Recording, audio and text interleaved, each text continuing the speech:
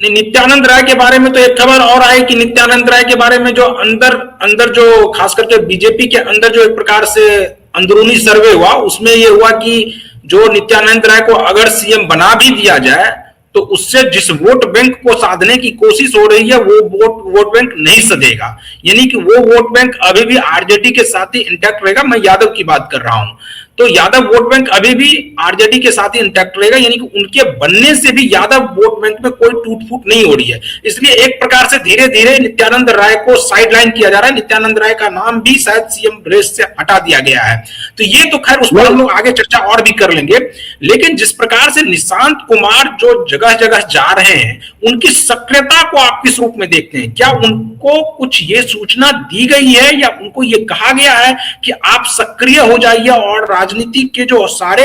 आयाम होते हैं उस आयाम को आप समझने की कोशिश कीजिए, उसको समझिए कि कैसे कोई राजनीति में आता है और राजनीति में आने के बाद उनको क्या क्या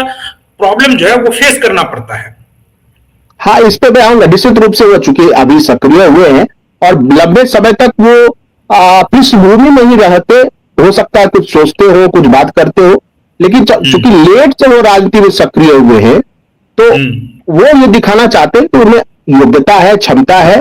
और उनमें नीतीश बाबू की वो छवि है जो सबको साथ लेकर चलने की, वो दिख रहा है, उसमें कहीं कोई दो मत नहीं। बहुत सामान्य, बहुत ही सरल स्वभाव के हैं और लिस्नर है, अच्छे लिस्नर है, अच्छे श्रोता है, जो किसी भी नेता के लिए होना बहुत जरूरी है, क्योंकि आपको सबकी बातें सुननी है और उसके हिसाब से डिसीजन लेना है। वो ठीक, वो वहां तक बहुत अच्छा सक्रिय है और ये सक्रियता देखकर आप देखिए कि तेजस्वी टेमे में इतनी निराशा है कि राज्यसभा चुनाव में ही वो इफ्तार पार्टी में वो बैठे थे एआईएमआईएम के साथ, इसके अलावा जो आरजेडी की तरफ से कोई इफ्तार पार्टी की जाती वो नहीं की गई तेजस्वी की तरफ से, जबकि लालू जी हम हर साल करते थे। तो वो देखिए जब 35 साल में पहली बार ऐसा हुआ कि आरजेडी की तरफ से कोई इफ्तार पार्टी नहीं रखी गई और निशांत आप देखिए ताबड़तोड़ इफ्तार पार्टी कर रहे हैं। ईद के दिन भी वो मुस्लिम समाज के लोगों से भी मिले और उन्होंने बयान दिया कि वो पिता की तरह हर धर्म का सम्मान करते, सबको साथ लेकर चलते, वो टोपी भी पहन रहे, एक जो गमछा होता है वो भी डाल रहे और सब लोगों से मिल रहे हैं और मुस्लिम समाज के लोग खुश भी बहुत है निशांत से मिलकर।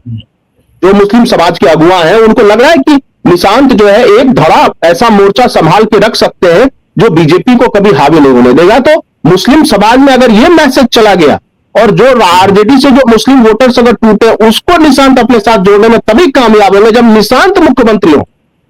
तभी मुस्लिम जुड़ेंगे जेडीयू के साथ फिर से। वैसे ना भी जुड़े तो भी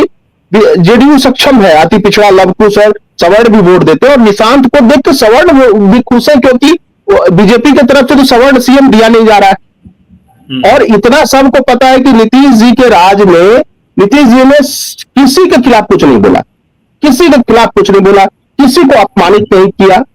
हर तबके को साथ लेकर चले। ये अब नित्यानंद राय वाला जो मैटर है, आप देखिए कि निशांत की सक्रियता से तेजस्वी खेमे में जो निराशा है वो झलक रही है, वो स्पष्ट झलक रही है, निराश है बिल्कुल। वो उनको लग रहा है कि फिर तो ये वोट बैंक जेडीयू के साथ ही रह जाएगा। लेकिन एक चीज है, और ये जेडीयू के लोग बोल रहे हैं कि वो वोट बैंक अगर हमको साथ रखना है, हमें मुस्लिमों को भी अपने साथ जोड़ना है, तो निशांत को सीएम बनाइए, निशांत को सीएम बनाइए ताकि निशांत के चेहरे पर हमें वोट मिले। तो अब देखिए ये तो जेडीयू की स्ट्रेटजी है। आपने जो बोला नित्यानंद राय, देखिए नित्यानंद राय की वजह से सम्राट चौधरी नीतीश कुमार के करीब गए। हुआ क्या, 29 जो सीट थी विधानसभा की चिराग पासवान को जो मिली वो नित्यानंद राय नहीं दिलवाई, ऐसी चर्चा। वो इसलिए दिलवाई गई थी कि इन फ्यूचर वो तो और ज्यादा सीटें दिलवाना चाहते थे और ताकि ज्यादा से ज्यादा चिराग जीत ले, स्ट्राइक रेट हो और चिराग मुख्य बीजेपी के भी धड़े के लोग, आरएसएस के भी धड़े के लोग और यूनियन होम मिनिस्टर भी, चूंकि वो बहुत करीब है उनके, और बाकी इधर जो चिराग और मांझी हो, गिरिराज सिंह हो, ये उनके लिए पिच सेट करे। लेकिन हुआ क्या, अंत समय में याद होगा कि मैं लाइन कंप्लीट, अरे प्रवीण जी मैं लाइन कंप्लीट कर लूं, वो उस तो बहुत जुड़ा हुआ अहम मामला है, मैं इसलिए बता रहा हूं कि जब वो लिस्ट गई तो आपने सुना होगा कि पटना से लेकर दिल्ली तक हाहाकार मच गया, क्योंकि जेडीयू की कई ऐसी सीटें थी जिसको दे दिया गया था चिराग पासवान को, और तब नीतीश कुमार ने के पास गए थे सम्राट चौधरी ये लिस्ट लेकर कि देखिए ये खेला हो रहा है, इस खेला के पीछे कौन है। और तब नीतीश कुमार जी ने अपना वीटो पावर लेकर और संजय झा को भी बुलाया गया और वो जीतने वाली सीटें जो जेडीयू की थी वो वापस ली गई चिराग से, और तब चिराग और नित्यानंद राय चुप हो गए। तो उसी समय सम्राट चौधरी ने नीतीश कुमार का दिल जीता था। नीतीश कुमार को लगा कि सम्राट चौधरी ने वो बातें आके कह दी नीतीश कुमार के पास जो कभी सुशील मोदी कहा करते। संजीव जी, ये तो आप एक प्रकार से ऐसा खुलासा कर रहे हैं कि अगर सम्राट चौधरी को अब अगर भारतीय जनता पार्टी के नेता चाह भी रहे होंगे बनाने के लिए सीएम, तो ये अगर सुन लेंगे तो फिर शायद वो पीछे ना हट जाए।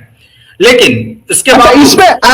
इसमें देखिए प्रवीण जी, इसमें कोई ढकी छुपी बात नहीं है। मैं एक चीज और बताऊं, सम्राट चौधरी शकुनी चौधरी जी के पुत्र हैं और शकुनी चौधरी समता पार्टी के संस्थापकों में से हैं, जो कुर्मी चेतना रैली गांधी मैदान में हुई थी उस समय, जिससे सतीश जी जिसके उप संचालक थे, जिनका निधन हो गया इधर, दुखद निधन, और नीतीश जी उस मंच पर आए थे। तो समता पार्टी के संस्थापक, कुर्मी चेतना रैली में बड़ी भूमिका निभाने वाले शकुनी चौधरी, और शकुनी चौधरी सदानंद जी जो वो भी अब दिवंगत हो गए, जो कहलगांव से होते थे, कांग्रेस के बहुत बड़े नेता थे सदानंद जी, और शकुनी चौधरी भी मुंगेर से थे। तो ये लवकुश जातियों का एक बहुत अच्छा समीकरण था, और इस समीकरण को शकुनी चौधरी ने साधा। अब शकुनी चौधरी के राजनीतिक विरासत को सम्राट चौधरी आगे बढ़ा रहे हैं, और भागलपुर की धरती पर शकुनी चौधरी ने जो प्राइम मिनिस्टर के लिए जिस भाषा का इस्तेमाल किया वो तो सार्वजनिक मंच पर है। आज अगर सम्राट चौधरी सीएम बनेंगे तो क्या आरजेडी वाले वो बयान नहीं चलाएंगे प्रेस कॉन्फ्रेंस करके शकुनी चौधरी जी का? तो बहुत सारी ऐसी चीजें। अब देखिए, इसमें बीजेपी और आरएसएस के लोगों का कहना है कि ठीक है, मान लीजिए हम 2.5 साल के लिए मान गए, लेकिन डर इस बात का है कि यही वादा तो मायावती जी ने किया था, और 2.5 साल बाद मायावती जी ने ठुकरा दिया था बीजेपी को। तो कल को क्या गारंटी है कि तेजस्वी और उनके जो करीबी जो अमला है, चाहे वो राजनीतिक अमला हो चाहे अधिकारी हो, वो तेजस्वी और इन सब के साथ साठगांठ ना कर ले। और संजीव जी, गाहे बगाहे आप देखिए कि राजद का भी एक मौन समर्थन निशांत कुमार के पक्ष में आता हुआ दिखाई दे रहा है, क्योंकि आप देखिए कि जिस प्रकार से सुधाकर सिंह हो या खुद तेजस्वी यादव हो या उनके जो और शक्ति सिंह यादव हो, ये सभी नेता जो है ये लगातार बयान दे रहे हैं कि नहीं, दिल्ली से कमान बिहार पर ना हो। खास करके जो उनका कहने का मतलब यह है कि मोदी और अमित शाह का कमान जो बिहार पर है वो ना हो, क्योंकि अगर वो हो जाएगा तो फिर बिहार गर्त में चला जाएगा और पता नहीं क्या क्या हो जाएगा। ऐसा आरोप मैं नहीं, आरजेडी के नेता लगा रहे हैं, और उनका मौन समर्थन एक प्रकार से निशांत कुमार के पक्ष में हो रहा है कि अगर नीतीश कुमार नहीं होना तो निशांत कुमार को सीएम बनाना चाहिए।